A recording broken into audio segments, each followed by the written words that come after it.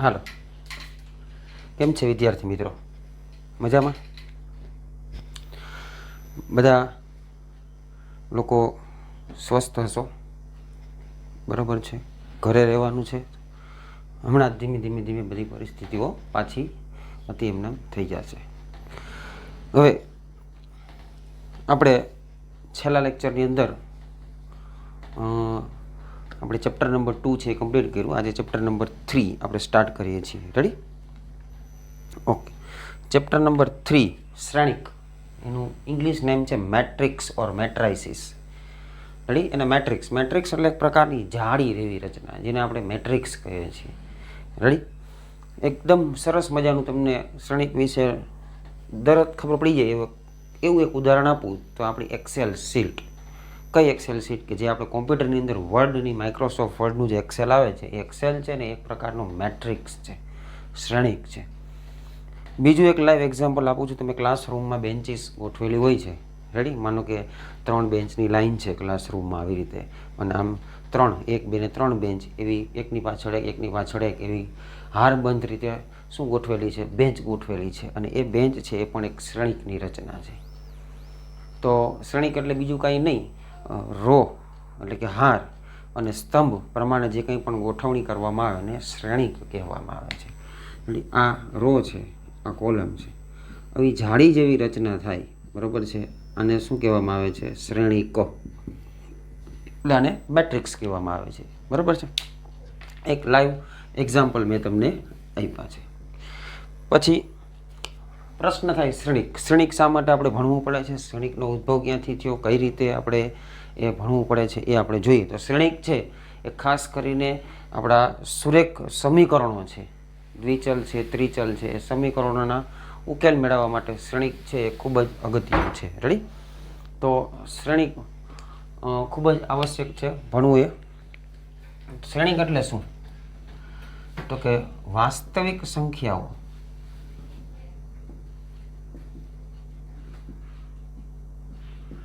અથવા વસ્તુઓની લંબચોરસ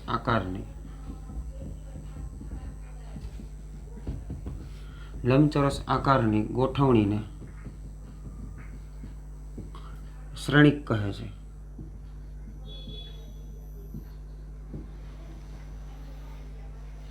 વાસ્તવિક સંખ્યાઓ અથવા વસ્તુઓની લંબચોરસ આકારની ગોઠવણીને શું કહેવામાં આવે છે? શ્રેણિક કહેવામાં આવે છે. શ્રેણિક એટલે બીજું કાંઈ નથી, લંબચોરસ આકારની ગોઠવણી. કેવા આકારની ગોઠવણી? લંબચોરસ આકારની ગોઠવણી. વાસ્તવિક સંખ્યા અથવા તો વસ્તુઓ, કોઈ પણ વસ્તુ એની ગોઠવણી કરો છો, અથવા સંખ્યાઓ છે એની આપણે અહીંયા વાસ્તવિક સંખ્યાઓ ગોઠવવાની થશે ગણિતની અંદર.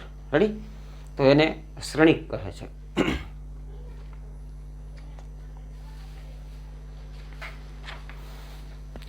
ઓકે. તો તમારી ટેક્સ્ટ બુકની અંદર પણ વ્યાખ્યા આપેલી છે કે વાસ્તવિક સંખ્યા અથવા તો વિધેયની ક્રમમાં જે ગોઠવણી કરીએ છીએ, પણ એની બહુ સરસ અને યાદ રહી જાય એવી વ્યાખ્યા છે. તો કે વસ્તુ અથવા સંખ્યાઓની લંબચોરસ આકારની ગોઠવણીને શ્રેણિક તરીકે ઓળખવામાં આવે છે. આપણે થોડાક ઉદાહરણો લઈએ શ્રેણિકના. શ્રેણિકને કેપિટલ ABCD વડે દર્શાવવામાં આવે છે. ચોરસ કાઉન્સ કરવામાં આવે છે, મોટો ચોરસ કાઉન્સ. એની અંદર ઘટકો લખવામાં આવે છે, 1, 2, 3, 4, 5, 6 આ રીતે. આ શ્રેણિકનું એક ઉદાહરણ છે. 2 ચોરસ કાઉન્સની વચ્ચે આ શ્રેણિક લખવામાં આવે છે. અથવા તો તમે ગોળ કાઉન્સ આવી રીતે મોટા કરો તો પણ ચાલે. 1, 2, 3, 4, 5, 6 ક્રમમાં ગોઠવણી જરૂરી નથી, કોઈ પણ અંકોની ગોઠવણી તમે કરી શકો છો. આ શ્રેણિક છે. રેડી? આ ઉદાહરણ મેં લખાય. એક આ શ્રેણિક છે. અથવા અને તમે આ રીતે પણ લખી શકો છો, ગોળ અથવા ચોરસ કાઉન્સ વડે. પણ જનરલી આપણે આ ચોરસ કાઉન્સનો ઉપયોગ કરશું. ધારો કે કોઈ બી શ્રેણિક છે. રેડી? એમાં છે A, B, C, D આ રીતે. રેડી? માનો કે કોઈ C શ્રેણિક છે, A, B, C, D, E, F, G, H, I. Ready? આ બધા શ્રેણિકો છે વગેરે. તમે જોઈ શકો છો કે આમાં એક ક્રમ પ્રમાણે ગોઠવણી થયેલી છે, આમ રોમાં. રેડી? અને આવી રીતે આમ પણ એક ક્રમ વાઇઝ ગોઠવણી થયેલી છે. તો આને શ્રેણિકો કહેવામાં આવે છે. રેડી? હવે શ્રેણિક છે ને એની અંદર આપણે થોડુંક તમારા માટે નવું છે એટલે થોડુંક આપણે જોઈ લઈએ. ધારો કે કોઈ એક આ એ શ્રેણિક છે, એની અંદર કોઈ ઘટકો આપ્યા છે. ધારો કે આ ABCDEFGH અને I. તો આ જે ઘટકો છે, આ જે છે ને આ તમે જુઓ છો ABCDEF અને GHI. આને શું કહેવામાં આવે છે? આ બધાને ખબર છે તમારે? હાર કહેવામાં આવે છે. અને શું કહેવામાં આવે છે? હાર. ઉભા રહ્યો.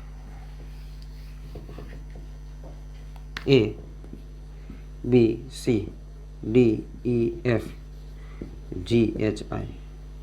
આને શું કહેવાય? હાર. પ્રથમ હાર. એને R1 વડે દર્શાવવામાં આવે છે. પહેલી હાર, બીજી હાર, ત્રીજી હાર. એને ઇંગ્લિશમાં રો પણ કહેવાય. આ છે એ દ્વિતીય હાર. એને R2 વડે દર્શાવવામાં આવે છે. આને કહેવામાં આવે છે ત્રીજી હાર. અને R3 વડે દર્શાવવામાં આવે છે. આ બધાને સ્તંભ કહેવામાં આવે છે. પ્રથમ સ્તંભ એને કેપિટલ C1 એટલે કે કોલમ, ઇંગ્લિશમાં કોલમ કહેવાય એટલે C1. અને આપણે કહેશું બીજો સ્તંભ, એને C2 વડે દર્શાવવામાં આવે છે. અને આપણે કહેશું ત્રીજો સ્તંભ, એને આપણે C3 વડે દર્શાવશું. એટલે શ્રેણિકની અંદર આ મુખ્ય બે વસ્તુ હોય છે, એક હાર અને એક સ્તંભ. રેડી? આડી જે ગોઠવણી છે એને હાર વડે દર્શાવવામાં કહેવામાં આવે છે. ઊભી જે ગોઠવણી છે એને શું કહેવામાં આવે છે? સ્તંભ કહેવામાં આવે છે. આપણે આ જે શ્રેણિક લખ્યો છે ABCDEFGHI, એમાં 3 હાર છે અને 3 ઊભી કોલમ છે. આ શ્રેણિક છે એ શ્રેણિક, એમાં જુઓ 1 2 3 એક હાર થઈ, 4 5 6 બીજી હાર થઈ, 1 અને 4 પહેલી કોલમ, 2 અને 5 બીજી કોલમ, 3 અને 6 ત્રીજી કોલમ. મતલબ કે આ શ્રેણિક છે એની અંદર 2 હાર અને 3 કોલમ છે. એવી રીતે આ શ્રેણિકની અંદર જુઓ AB પ્રથમ હાર, CD બીજી હાર, આડી છે અને હાર કહેવામાં આવે છે, ઊભું છે ને કોલમ સ્તંભ, AC પ્રથમ સ્તંભ, B અને D બીજો સ્તંભ થઈ ગયો. આ શ્રેણિકની અંદર આ જ રીતે 3 હાર 3 કોલમ છે. તો રેડી? આ શ્રેણિક છે બરોબર છે, એની વાત થઈ ગઈ. એમાં ABCDEFGHI છે એને શું કહેવામાં આવે છે? શ્રેણિકના ઘટકો છે. જ્યાં ABCDEFGHI ને શ્રેણિક એના ઘટકો કહે છે. શ્રેણિક એના ઘટકો કહે છે. રેડી? અને આ શ્રેણિકનું નામ છે. આવી રીતે બરાબર. આમાં 2 હાર છે, 2 સ્તંભ છે, આમાં 3 હાર છે, 3 સ્તંભ છે, આમાં 2 હાર છે અને 3 સ્તંભ છે. એટલે ઘણા બધા અલગ અલગ ઉદાહરણો પણ લઈ શકાય. હજી એક મારે ઉદાહરણ લેવું હોય તો આ રીતે હું બીજું ઉદાહરણ D લઈ લઉં. બરાબર છે? તો આવી રીતે પણ હું કોલમને લખી શકું છું. 4 8 9 બરાબર છે. E આ બધા હું ઉદાહરણ આપ્યા છે મેં તમને. A D E આવી રીતે વગેરે આ બધા શ્રેણિકો છે, અલગ અલગ કક્ષ. બરાબર છે? હવે આટલું લખી નાખો. બરાબર છે? લંબચોરસ આકારની ગોઠવણી. શબ્દ સાંભળજો, લંબચોરસ આકારની. આ લંબચોરસ છે, આ ચોરસ છે. જો આ પણ ચોરસ છે, આ લંબચોરસ છે, આ લંબચોરસ છે. લંબચોરસ હોય ને મિત્રો એને ક્યારેય ચોરસ ન કહેવાય. આ ક્યારેય ચોરસ નથી, આ માત્ર લંબચોરસ છે. પણ જો કોઈ ચોરસ હોય ને તો આ ચોરસ પણ છે અને લંબચોરસ પણ છે. કારણ કે લંબચોરસની ખાસિયત શું? તો કે સામસામેની બાજુના માપ સમાન હોવા જોઈએ અને દરેક ખૂણો છે એ 90 અંશનો હોવો જોઈએ.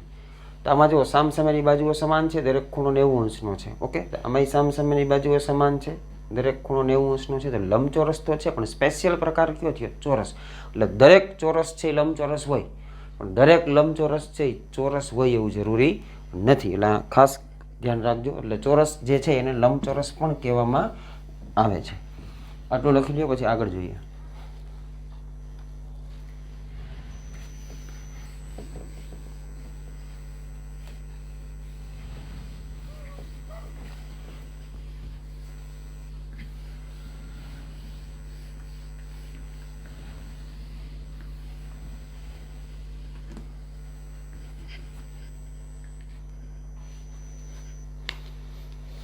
હવે આવશે શ્રેણિકની કક્ષા.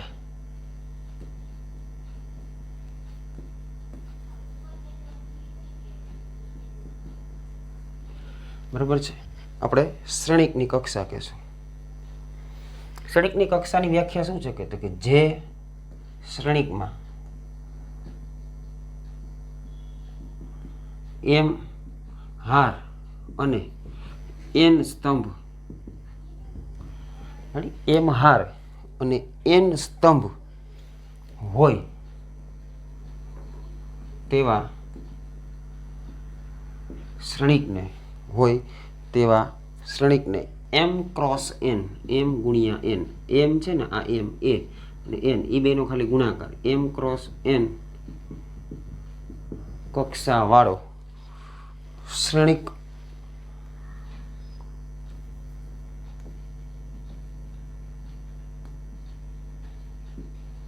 એમ ક્રોસ એન કક્ષા વાળો શ્રેણિક કહેવાય. રેડી? એટલે હવે આપણે વ્યાપક રીતે એમ ક્રોસ એન કક્ષાવાળો શ્રેણિક છે ને એ આપણે લખવા જઈ રહ્યા છીએ. બોર્ડ ઉપર મિત્રો ધ્યાન રાખજો, એમ ક્રોસ એન કક્ષા અને કોને કહેવાય? જે શ્રેણિકમાં એમ હાર હોય, હારની સંખ્યા એમ હોય અને સ્તંભની સંખ્યા એન હોય એવા શ્રેણિકને એમ ક્રોસ એન કક્ષાવાળો શ્રેણિક કહેવાય. ધારો કે મેં કોઈ શ્રેણિક એ લખ્યો છે, એમાં A B C D E F, આમાં 2 રો છે એટલે 2 રો અને 1 2 ને 3 કોલમ છે એટલે 3 કોલમ છે. પહેલાં રોની સંખ્યા આવે ગુણ્યા કોલમની સંખ્યા કરી નાખવાની એટલે આને 2x3 કક્ષાવાળો શ્રેણિક કહેવાય. કેટલી કક્ષાવાળો? 2x3. મને 2 પહેલાં દેખાય છે એનો મતલબ 2 હાર છે, એક હાર બીજી હાર, પછી 3 દેખાના મતલબ એ કોલમની સંખ્યા હોય, એક કોલમ બીજી કોલમ અને ત્રીજી કોલમ એટલે 2x3 કક્ષાનો શ્રેણિક થઈ ગયો. તો હું એ વ્યાપક રીતે એમ ક્રોસ એન કક્ષાવાળો શ્રેણિક લઉં છું. એમ હાર એટલે હારની સંખ્યા એમ અને એન સ્તંભ એટલે 1 2 3 4 5 એમ એન અલગ અલગ સ્તંભ છે. એટલે આ સ્તંભ ઊભા છે એ સ્તંભ છે, 1 2 3 અને 1 ને 2 હાર છે એટલે 2x3 કક્ષાવાળો શ્રેણિક થાય. માનો કોઈ શ્રેણિક મેં 2 લખ્યો છે A B C, તો આમાં રો 1 એટલે 1 રો 1 2 અને 3 કોલમ છે તો 1x3 કક્ષાવાળો શ્રેણિક કહેવાય. ધારો કે કોઈ શ્રેણિક હું લખું છું A B C, આવી રીતે હું લખું છું તો 1 2 અને 3 રો છે અને એક જ કોલમ છે એટલે આને 3x1 કક્ષાવાળો શ્રેણિક કહેવાય. ગુણાકાર નથી કરવાની, ગુણાકાર એમને રાખવાનો છે, 3 ગુણ્યા 1 જ રાખવાનો, જેથી કરી અને તમને ખબર પડી જાય અહીંયા 3 છે પહેલાં સ્થાન ઉપર એટલે 3 રો છે, એક જ કોલમ છે એટલે એક જ કોલમ છે, અહીંયા એક જ રો છે એટલે એક જ રો, 3 કોલમ એટલે 3 કોલમ છે, અહીંયા 2 રો 3 કોલમ એટલે R×C કરવાનું. એને શું કહેવાય? શ્રેણિકની કક્ષા કહેવાય. હવે આ જે ઘટક છે ને આ એ જો ક્યાં આવેલો છે તો કે પહેલી રોમાં આવેલો છે, R1માં આવેલો છે અને C1માં આવેલો ઘટક છે. એટલે આ જે ઘટક છે R1 અને C1માં આવેલો છે, પહેલી રો પહેલી કોલમમાં આવેલો ઘટક છે. એટલે વ્યાપક રીતે કોઈ આ શ્રેણિક છે એનો ઘટક ધારો કે A છે, તેના પહેલા ઘટકને શું લખાય? A11. આનું ગુજરાતી થાય પહેલું છે આજે મેં એ લખ્યો છે એમાં પહેલા રોની સંખ્યા પછી કોલમની સંખ્યા ARCમાં. R છે રોની સંખ્યા બતાવે, C છે એ કોલમની સંખ્યા બતાવે એટલે 1x1 મતલબ પહેલી રો પહેલી કોલમનો ઘટક. એની બાજુમાં જશો એટલે તમે કોલમ બદલાવ્યો કહેવાય. જો તમે અહીંથી અહીંયા ગયા, આ જે ઘટક છે એ પહેલી રોમાં જ છે પણ બીજી કોલમમાં છે. જો એટલે પહેલી રો બીજી કોલમ, તો આ જે ઘટક મારે લખવું હોય તો પહેલી રો બીજી કોલમ A12, રોની સંખ્યા 1 Cની સંખ્યા 2. હજી હું બાજુમાં જાઉં તો A13, રો નથી બદલાવતા, આપણે કોલમ બદલાવીએ છીએ. જો એટલે પહેલો સ્થાન ઉપર જે 1 1 1 એમને રહેશે રો, કોલમ પહેલીમાંથી બીજી બીજીમાંથી ત્રીજી થઈ ગઈ. આવી જ રીતે તમે કેટલી કોલમ કરવાની છે? તમારે n સ્તંભ બનાવવાના છે એટલે રો એમને રહેશે, અહીંયા n ના n રહેશે. રેડી? એટલે મેં n અલગ અલગ સ્તંભ બનાવી નાખ્યા છે. હવે હું નીચે આવું છું એટલે મેં રો બદલાવી. જો આ જે ઘટક છે B D પહેલી કોલમમાં બીજી રોમાં છે. રેડી? તો પહેલી કોલમ બીજી રો એટલે બીજી રો પહેલી કોલમ એટલે રોની સંખ્યા 2, કોલમની સંખ્યા 1 થઈ ગઈ. બાજુમાં જઈશ એટલે રો નથી બદલાવતા, કોલમ બદલાવ્યા A22. આગળ જશો રો નથી બદલાવ્યા, કોલમ બદલાવ્યા, એવું ચાલ્યા રાખશે. એમ ક્યાં સુધી તમે ગયા? n અલગ અલગ કોલમ સુધી. એટલે A23 મતલબ બીજી રો ત્રીજી કોલમનો ઘટક થયો. A13 1 પહેલો છે એટલે પહેલી રો, 3 એટલે ત્રીજી કોલમનો ઘટક થયો. રેડી? એવી રીતે અહીંયા આગળ આવશો એટલે A31 સમજાણું. ત્રીજી રો પહેલી બીજી ત્રીજી રો પહેલી કોલમ, બાજુમાં જશો ત્રીજી રો બીજી કોલમ, એની બાજુમાં જશો ત્રીજી કોલમ ત્રીજી રો, આવી રીતના થઈ જશે. રેડી? આવી રીતે આપણે વ્યાપક રીતે લખી શકીએ. એમ પહેલી રો બીજી રો ત્રીજી રો એમ અલગ અલગ કેટલી હાર બનાવવાની છે, એમ હાર બનાવવાની છે. સ્તંભ તો બની ગયા એમ હાર પહેલી બીજી ત્રીજી એમ M1 મતલબ એમમી હાર પહેલી બીજી ત્રીજી એમમી હાર પહેલી કોલમ, અહીંયા આવશો એમમી હાર બીજી કોલમ AM3 આવી રીતે ચાલ્યા રાખે એમમી રો એનમી કોલમ, આવી રીતે થઈ જશે. રેડી? આ ક્ષણિકને આપણે કેપિટલ A વડે દર્શાવીએ તો આ ક્ષણિક છે એની કક્ષા કેટલી થઈ? 1 2 3 એમ રો, 1 2 3 n સ્તંભ, M ક્રોસ n કક્ષાનો ક્ષણિક થઈ ગયો. સમજાય છે? M ક્રોસ n કક્ષાનો ક્ષણિક થઈ જાય. આ ક્ષણિક છે એની અંદર કેટલા ઘટકો છે? જુઓ 3 ઘટકો, આ 3 ને 3 6 લાંબીનો ગુણાકાર કરો એટલા ઘટકો થાય. આમાં કેટલા ઘટકો છે? 3. જો 1 2 3. આમાં કેટલા ઘટકો છે? 3 ગુણ્યા 1 એટલે 3, 1 ગુણ્યા 3 એટલે 3, 2 ગુણ્યા 3 એટલે 6. તો આમાં M ક્રોસ n એટલે mn ઘટકો હોય અલગ અલગ. રેડી? માનો કે આ જે ઘટક છે A32 નો અર્થ શું થાય? 3 પહેલા છે મતલબ ત્રીજી રો, 2 પછી છે એટલે બીજી કોલમનો ઘટક થયો. આ ઘટક હું ઉપાડું તો બીજી રો બીજી કોલમ, આ ઘટક લઈએ તો બીજી રો nમી કોલમ. એટલે પહેલા જે બતાવે છે એ શું બતાવે છે? હાર. બીજો ઘટક છે શું બતાવે? સ્તંભ.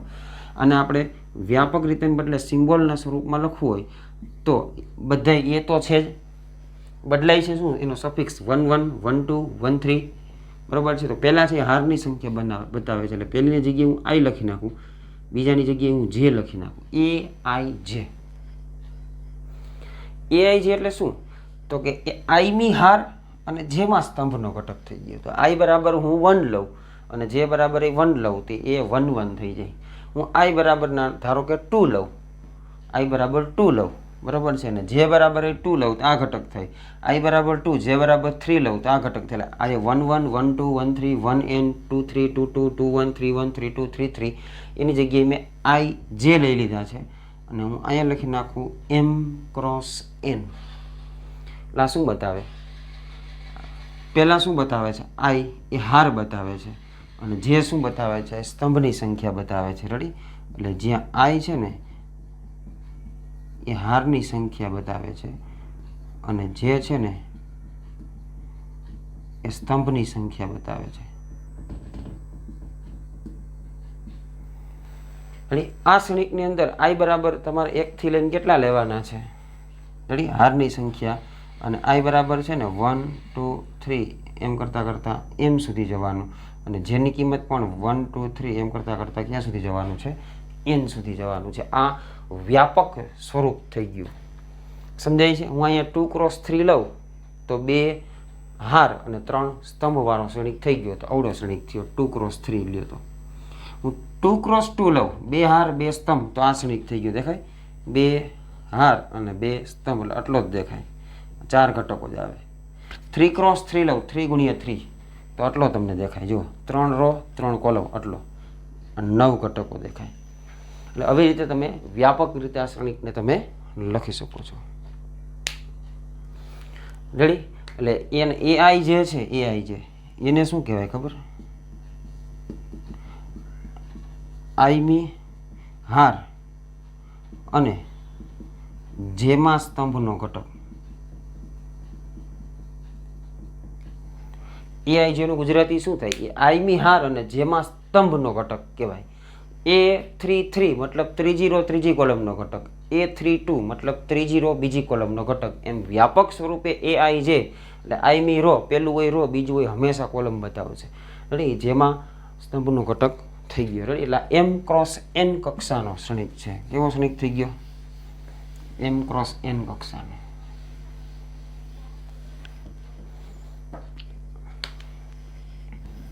આપણે ઉદાહરણ લઈએ. શ્રેણિક A 1 -1 0 2 તો 2 ક્રોસ 2 કક્ષાનો શ્રેણિક થઈ ગયો. બરાબર છે?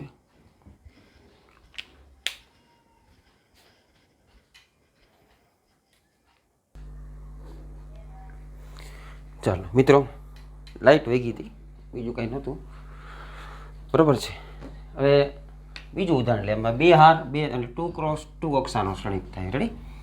પછી માનો કે આપણે લઈએ છીએ 5 6 8 3 2 3. આ છે એ 2 રો, 1 ને 2. રેડી? એટલે 2x3 કક્ષાનો શ્રેણિક થાય, 2x2 કક્ષાનો થાય. C. Ready? A B C D E F. આમાં 1 2 3 3 રો અને 2 કોલમ છે, એટલે 3x2 કક્ષાનો શ્રેણિક થાય. એટલે અલગ અલગ કક્ષાના શ્રેણિકો છે. ઉદાહરણ આપણે લખી નાખ્યા, બાજુભાઈની કક્ષા લખી નાખી છે. કક્ષાનો ગુણાકાર કરો, 3 દુ 6 એટલે આમાં 6 ઘટક થાય, 2 2 4 એટલે આમાં 4 ઘટક થાય, 2 3 6 એટલે આમાં 6 ઘટક થાય. રેડી? આ રીતે અલગ અલગ ઘટકો લખી શકાય છે. ચાલો આ લખી નાખો. રેડી? આવી રીતે આ વ્યાપક સ્વરૂપે આપણે શ્રેણિક લખી નાખ્યો, m×n કક્ષાવાળો. આટલો બધો શ્રેણિક છે, એને આ આપણે એનું સૂક્ષ્મ સ્વરૂપ થઈ ગયું. AIJ આ બધા જ ઘટક છે એને AIJ સ્વરૂપે દર્શાવી દીધા. m×n, આઈની કિંમત 1 થી m, જેની કિંમત 1 થી n. AIJ છે આઈબી હાર અને જેમાં સ્તંભનો ઘટક છે. બરાબર છે? દરેક વસ્તુ અહીંયા ઝીણવટપૂર્વક આપણે સમજી લીધી છે. આગળ વધીએ. ચાલો, હવે જે છે એ શ્રેણિકના પ્રકાર આવે છે.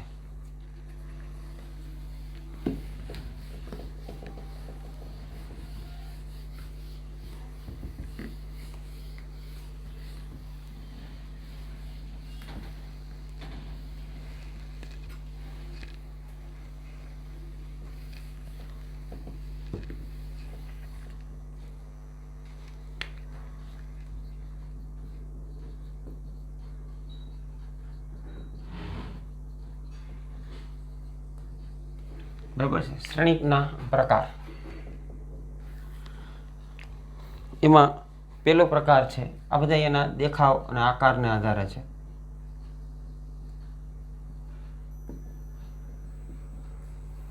સ્તંભ શ્રેણિક. એને ઇંગ્લિશમાં કહેવાય કોલમ મેટ્રિક્સ.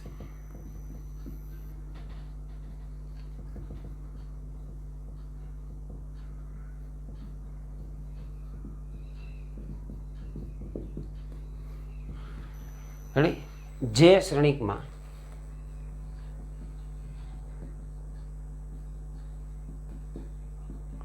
માત્ર એક જ સ્તંભ હોય,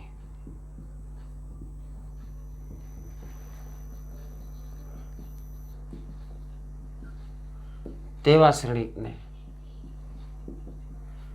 સ્તંભ શ્રેણિક કહેવાય. જે શ્રેણિકમાં માત્ર એક જ સ્તંભ હોય એવા શ્રેણિકને શું કહેવાય? સ્તંભ શ્રેણિક કહેવાય. અહીં લખ્યું તો આપણે 3x1 કક્ષાનો શ્રેણિક, ઊભા ABC. રેડી? એને શું કહેવામાં આવે છે?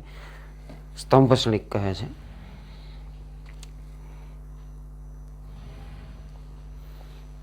અને તેની વ્યાપક રીતે કક્ષા એ કોણ હોય ખબર તમને? n×1. એક જ કોલમ, હાર ગમે એટલી હોય, સ્તંભ તમારો એક જ થાય. એટલે એની વ્યાપક રીતે કક્ષા છે n×1 પ્રકારની થાય, અથવા m×1.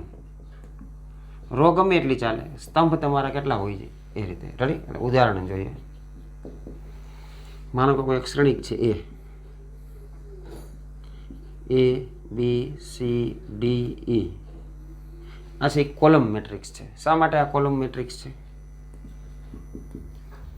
રેડી? A 1 2 3 4 5, 5 રો અને એક કોલમ, એક જ કોલમ છે. એટલે 5x1 કક્ષાવાળો સ્તંભ શ્રેણિક છે. 5x1 કક્ષાવાળો સ્તંભ શ્રેણિક છે. રેડી? B 3 અને 2. રેડી? આમાં 5x1 થાય. આમાં જો 1 2 એટલે 2 રો, એક જ કોલમ, એટલે 2x1 કક્ષાવાળો સ્તંભ શ્રેણિક છે.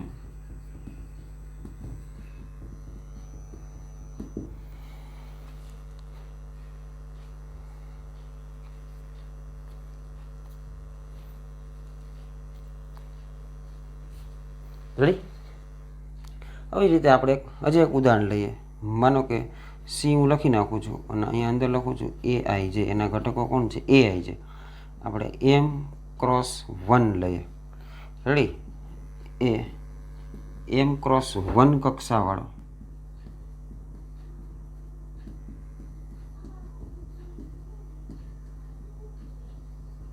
સ્તંભ શ્રેણિક છે. રેડી? એટલે આ પણ શું છે? સ્તંભ શ્રેણિક છે. અને આઈની કિંમત 1 થી લઈ અને એમ લેવાની છે. તમને ખબર પડી ગઈ આઈની કિંમત કેટલી લેવાની? એમ રો છે એટલે 1 2 3 4 એમ સુધી તમારે જવાનું છે. બીજો શ્રેણિકનો પ્રકાર છે એ આવે છે હાર શ્રેણિક.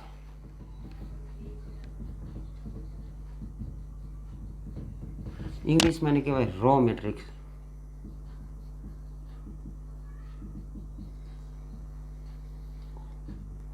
Ready?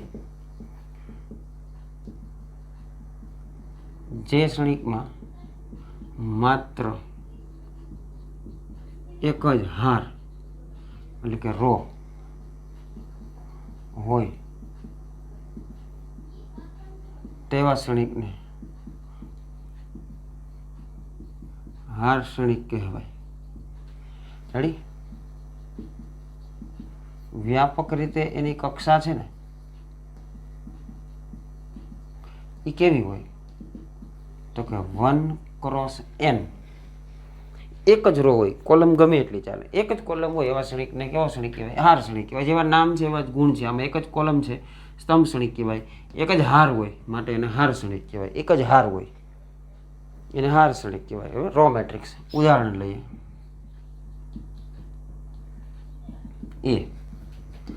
A B C D. Ready? આમાં જો એક રો 1 2 3 4 ઘટકો આમ છે એટલે 1×4. રેડી? એટલે એક રો અને 4 સ્તંભ થઈ જાય એટલે એ 1×4 કક્ષાવાળો સ્તંભ શ્રેણિક છે. રેડી? 1×4 કક્ષાવાળો સ્તંભ શ્રેણિક છે. ઉદાહરણ બીજું લઈએ આપણે. B 1 2 3 એ 3×1 1×3 એક જ રો 1 2 3 કક્ષાવાળો સ્તંભની હાર. એક જ હાર છે એટલે હાર શ્રેણિક કહેવાય. એટલે કક્ષાવાળો હાર શ્રેણિક છે.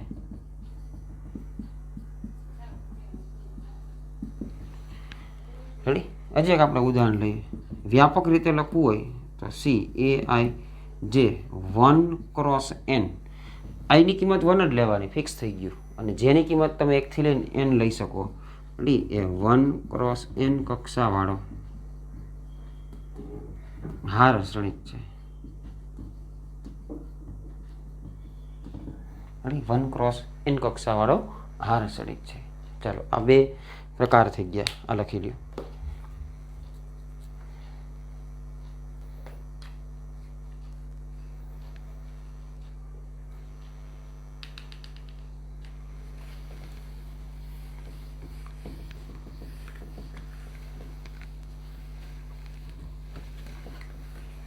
બે પ્રકાર એના આકારની દ્રષ્ટિએ આપણે જોઈ લીધી. રેડી? હવે પાછા આગળના પ્રકારો છે પણ એ પણ એના આકાર અને એના ગુણધર્મને આધારે જ આપણે પાડેલા છે એટલે યાદ રાખવા પણ સરળ છે. જેવો દેખાવ છે એવી જ રીતે શું છે એના નામ છે. હવે આવશે ત્રીજો પ્રકાર, ચોરસ શ્રેણિક.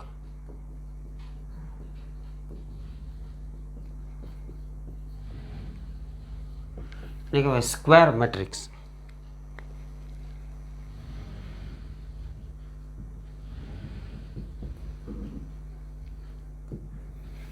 Square matrix. Ready? Square matrix એટલે કેવો? ચોરસ શ્રેણિક. ચોરસ શ્રેણિક એટલે કેવો? જેનો આકાર ચોરસ દેખાતો હોય એને ચોરસ શ્રેણિક કહેવાય. આકાર ચોરસ ક્યારે થાય? તો કે રોની સંખ્યા અને કોલમની સંખ્યા બે સમાન થઈ જાય. હાર અને સ્તંભ છે બે સરખા હોય. 3 હાર 3 સ્તંભ એટલે કે 3 હાર 3 સ્તંભ હોય તેની કક્ષા 3×3 થાય. 2 હાર અને 2 સ્તંભ હોય તો 2×2 થાય. એટલે એવી રીતે 1 હાર અને 1 સ્તંભ હોય તો 1×1 થાય. એટલે આ બધા જે શ્રેણિકો છે હું જે બોલ્યો એ બધા સ્ક્વેર મેટ્રિક્સ એટલે ચોરસ શ્રેણિક કહેવાય. એટલે એની વ્યાખ્યા લખવી હોય તો કે જે શ્રેણિકમાં હાર અને સ્તંભની સંખ્યા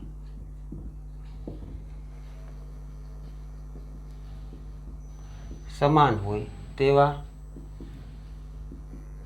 શ્રેણિકને ચોરસ શ્રેણિક કહેવાય.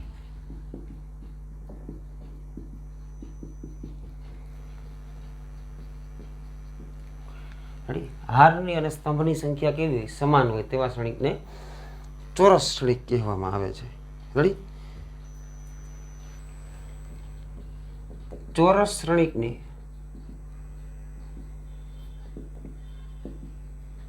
વ્યાપક રીતે કક્ષા m ક્રોસ m પ્રકારની હોય.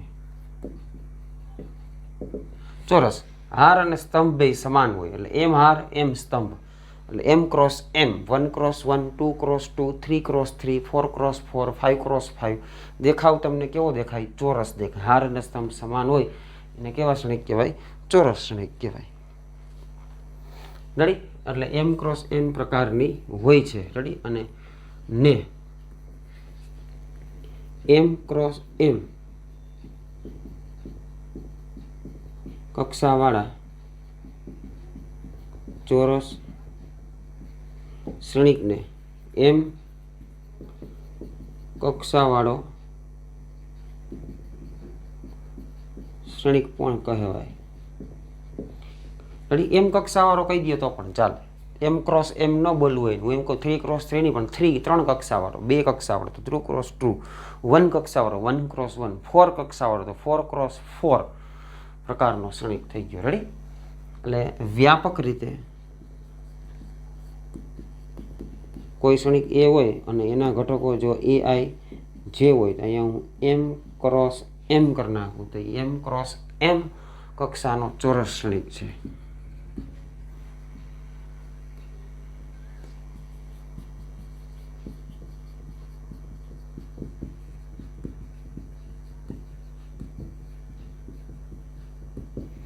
m ક્રોસ m કક્ષાનો ચોરસ શ્રેણિક છે.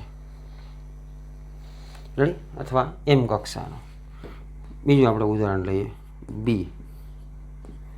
a b c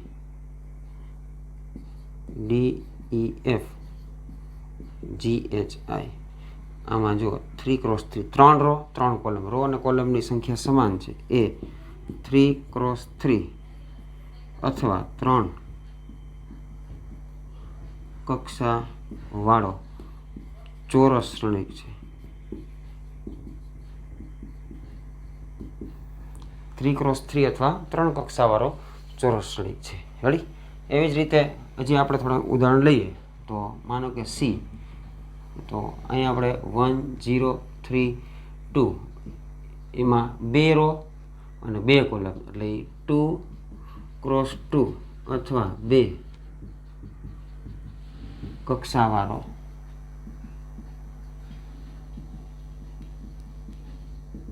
ચોરસ શ્રેણિક છે. 2 ક્રોસ 2 અથવા 2 કક્ષાવાળો ચોરસ શ્રેણિક છે. હવે નાનું એવું ઉદાહરણ લખવું હોય હાવ તો અહીં લખી નાખવું 5. તો આની કક્ષા થઈ ગઈ 1 ક્રોસ 1, તો એ 1 એક કક્ષાવાળો ચોરસ શ્રેણિક છે. રેડી? એટલે રો અને કોલમની સંખ્યા સમાન હોય ને ચોરસ શ્રેણિક કહેવાય. તમે જોઈ શકો છો આ આકાર તમને ચોરસ જ દેખાશે એટલે એનું નામ ચોરસ છે. 2 રો 2 કોલમ સમાન, જો બાજુઓની સંખ્યા રો કોલમ સરખા હોય એટલે એને ચોરસ શ્રેણિક કહેવામાં આવે છે. રેડી? હવે ચોરસ શ્રેણિકમાં છે ને એક ધ્યાન રાખવાનું છે, ચોરસ શ્રેણિકમાં વિકર્ણ હોય છે. રેડી? એટલે આ જે ચોરસ શ્રેણિક હોય તો આમાં વિકર્ણ જોવા મળે છે. આવી રીતે આગળ આપણે જોઈએ હમણાં. રેડી? ચાલો, એના પછીનો શ્રેણિક છે એ વિકર્ણ શ્રેણિક, ચોથો પ્રકાર.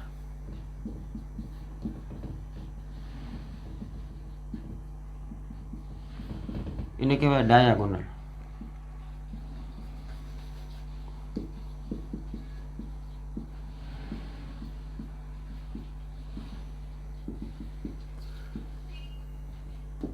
વિકર્ણ શ્રેણિક, ડાયાગોનલ મેટ્રિક્સ.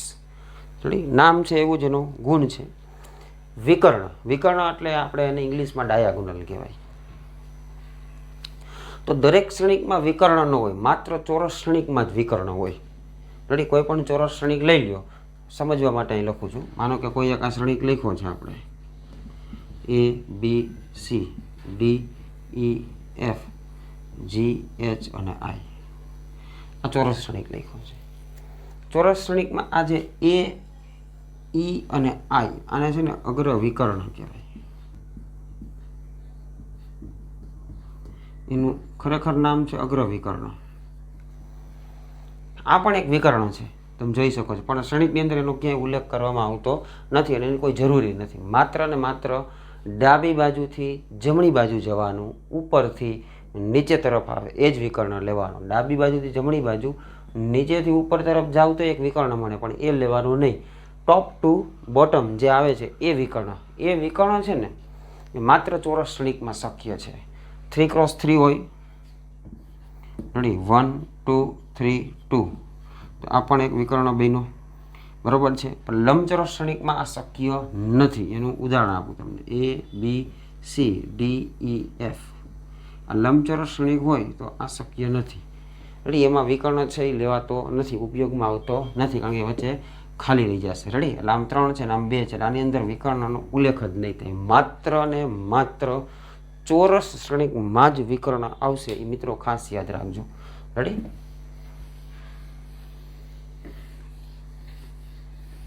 શું કીધું છે? વિકર્ણ શ્રેણિક. તો વિકર્ણ શ્રેણિક છે ને એ ચોરસ શ્રેણિકનો એક પ્રકાર છે.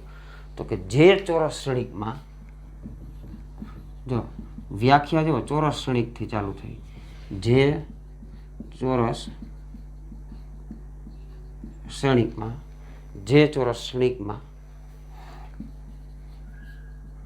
વિકર્ણ સિવાયના, જે ચોરસ શ્રેણિકમાં વિકર્ણ સિવાયના બધા જ ઘટકો શૂન્ય હોય, જે ચોરસ શ્રેણિકમાં વિકર્ણ સિવાયના બધા જ ઘટકો શૂન્ય હોય તેવા શ્રેણિકને વિકર્ણ શ્રેણિક કહેવાય.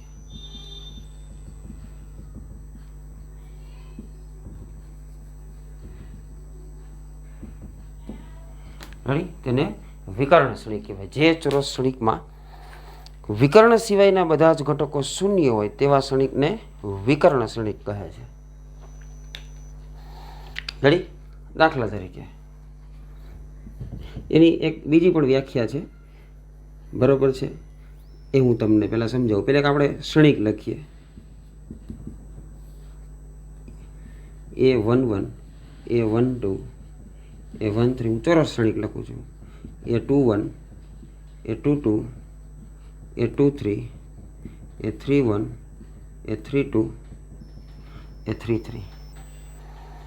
બરોબર છે? આ એક મેં શ્રેણિક લખ્યો છે, ચોરસ શ્રેણિક. વ્યાખ્યા શું કીધું કે જે ચોરસ શ્રેણિકમાં વિકર્ણ સિવાયના બધા જ ઘટકો શૂન્ય હોય, વિકર્ણ સિવાયના, જો આ વિકર્ણ ના ઘટકો કહેવાય આને, એ સિવાયના ઘટક જો વિકર્ણ ઉપર જે ઘટક આવેલા છે ને, 1 1 2 2 3 3, એ રો અને કોલમની સંખ્યા એમાં સમાન હોય. પહેલી રો પહેલી કોલમનો ઘટક, બીજી રો બીજી કોલમનો ઘટક, ત્રીજી રો ત્રીજી કોલમનો ઘટક 3 3, હજી આગળ હોય તો 4 4 5 5.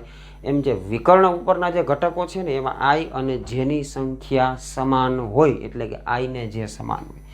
જે ઘટકો વિકર્ણ ઉપર નથી, જો આ વિકર્ણ ઉપર નથી, વિકર્ણ ઉપર 3 જ ઘટકો છે, એ 1 1 એ 2 2 અને 3 3, આને વિકર્ણના ઘટકો કહેવાય. બાકી બધા વિકર્ણ સિવાયના ઘટકો કહેવાય. તો 1 2 I ને જે સમાન નથી, 1 3 I ને જે સમાન નથી, 2 ને 3 I ને જે સમાન નથી, 3 2 I ને જે સમાન નથી, 3 1 I જે સમાન નથી, 2 1 I જે સમાન નથી. બરાબર? તો આ બધા જ ઘટકો કેવા હોય? 0 હોય. આ 0.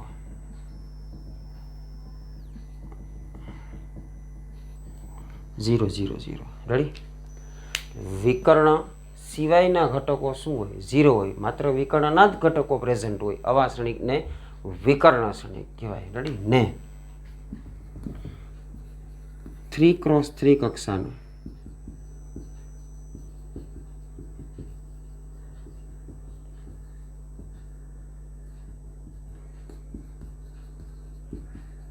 વિકર્ણ ક્ષણિક કહેવાય. 3x3 કક્ષાનો વિકર્ણ ક્ષણિક કહે છે. 1 1 2 2 3 3 માત્ર એમાં શું હોય, આઈ જેની સંખ્યા જ સમાન હોય.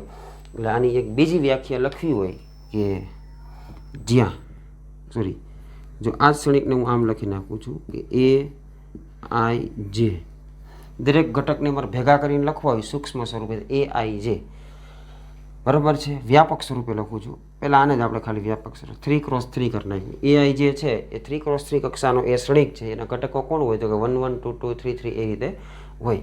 અને જ્યાં એ આઈ જે છે ને એની કિંમત 0 હોય.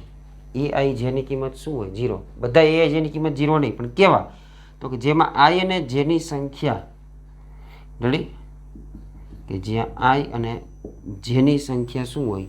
0 સમાન હોય ને, સમાન ન હોય. આઈને જે સમાન ન હોય એવા આ ઘટકો હતા એ શું હોય? 0 હોય. એવા ક્ષણિકને વિકર્ણ ક્ષણિક કહેવાય. આ એની કેવી વ્યાખ્યા થઈ ગઈ? થિયરિકલ વ્યાખ્યા થઈ ગઈ વિકર્ણની, મેથેમેટિકલી ટૂંકમાં. આથી ગુજરાતીમાં લખી નાખ્યું છે. જે ચોરસ ક્ષણિકમાં વિકર્ણ સિવાયના બધા જ ઘટકો શૂન્ય હોય.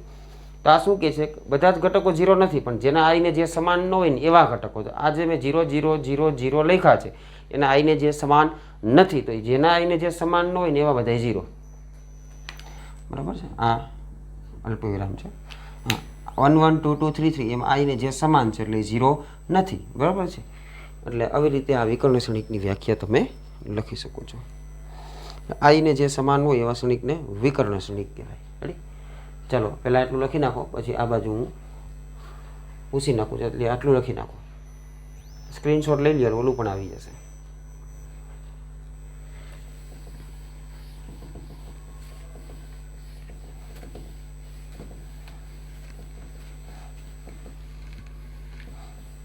આગળ વધું છું, અહીંથી કન્ટિન્યુ કરું છું. એટલે આ એની કઈ વ્યાખ્યા થઈ ગઈ? ગણિતની ભાષામાં વ્યાખ્યા થઈ ગઈ. અને વ્યાપક રીતે આપણે લખવી હોય હવે, બરાબર? રેડી?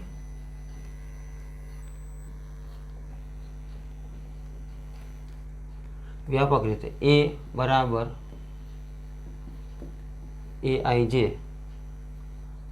n ક્રોસ n કક્ષાનો ક્ષણિક છે. માનો કે રેડી, n ક્રોસ n કક્ષાનો ક્ષણિક છે. જ્યાં એ આઈ જે બરાબર 0, આઈ અને જે સમાન ન હોય તો. રેડી? આ એની વ્યાપક સ્વરૂપે થઈ ગઈ n ક્રોસ n. આ 3x3 માટે હતી. ઉદાહરણો લઈએ આપણે.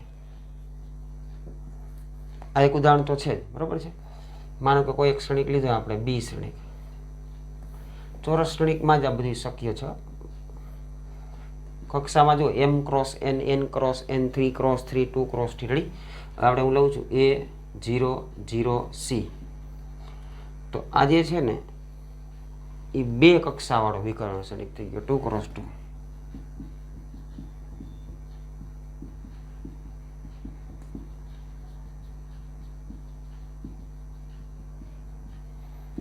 2x2. કક્ષાનો વિકર્ણ ક્ષણિક થઈ ગયો. c.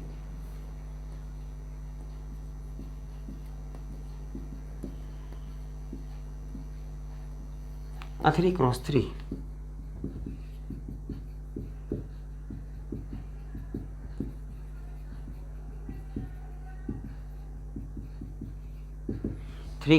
કક્ષાનો વિકર્ણ ક્ષણિક છે. રેડી? 1 0 0 0 -1 0 0 0 3. એટલે આ તમને દેખાય છે વિકર્ણ. આ વિકર્ણના ઘટકો થઈ ગયા. રેડી? જ્યાં 1 1 2 2 3 3 ને વિકર્ણના ઘટકો કહે છે. રેડી? 3x3 કક્ષાનો ક્ષણિક થઈ ગયો.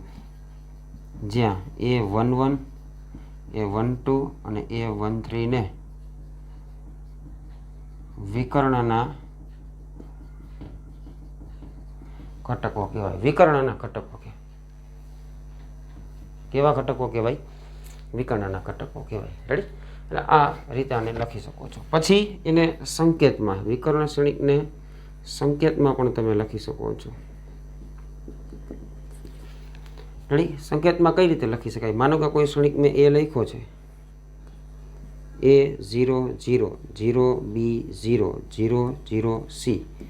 રેડી? તો આને તમે સંકેતમાં આ રીતે લખો, DIAG. ડાયાગોનલ જે શબ્દ છે ને એમાં DIAG પહેલાં 4 મૂળાક્ષર લેવાના, પછી ચોરસ કાઉન્સ કરવાના, પછી જે વિકર્ણના ઘટકો છે ને એ જ લખી નાખવાના અને ક્રમમાં લખવાના, એ પછી બી અને પછી સી, આ રીતે જુદા જુદા થોડીક જગ્યા મૂકીને. આ કેમ આપણે લખીએ 1 0 0 એ રીતે એ બી સી. આ શું બતાવે છે? Diagonal element of ABC. ABC જે ડાયાગોનલ એલિમેન્ટ્સ છે. પહેલો લખ્યો છે એ પહેલી રોનો ઘટક છે, પછી જે લખ્યો છે એ બીજી રોનો ઘટક છે, પછી જે લખ્યો છે એ ત્રીજી રોનો છે. આ રીતે આને તમે વ્યાપક સ્વરૂપે ન લખવું હોય, આ રીતે સિમ્બોલ સ્વરૂપમાં લખી નાખો. અહીં 3 ઘટકો હોય ને એટલે 3x3 કક્ષાનો જ હોય. આને મારે વ્યાપક સ્વરૂપે લખવું હોય કેમ લખાય વિચારો. આને આપણે તો કે DIAG, આ શું લખી નાખવાનું? એ અને સી. એટલે સમજાઈ ગયું તમારે. આને આપણે વ્યાપક સ્વરૂપે લખવું હોય તો DIAG, અહીં શું લખી નાખવાનું? 1 -1 અને 3, આ રીતે લખી નાખવાનું. રેડી? ચાલો, અહીંથી વિકર્ણ ક્ષણિક ચાલુ થાય છે, અહીંથી અહીંયા સુધી. એટલે આ તમારે લખાઈ ગયું છે, હું સમજી લો. ન લખાણું હોય તો લખી લ્યો. ઉપરનો ભાગ એ ચોરસ ક્ષણિકવાળો ભાગ છે, આગળનો. રેડી?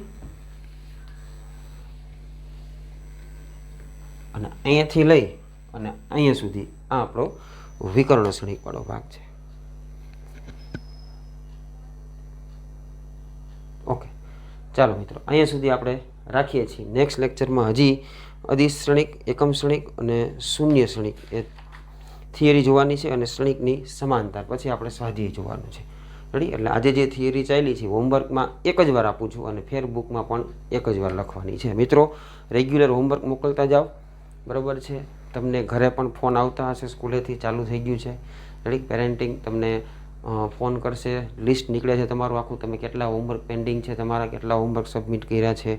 બરાબર છે? તમને 1 દિવસનો સમય આપવામાં આવે છે. આજે સવારે મેં હોમવર્ક આપેલું હોય તો એ કાલે રાતે 12 વાગ્યા સુધીમાં તમે સબમિટ કરાવી શકો છો. પછી ન કરાવો તો તમારો ટાઈમ આઉટ થઈ જાય છે. એટલે તમને ઘણો બધો સમય પણ મળે છે. રેડી?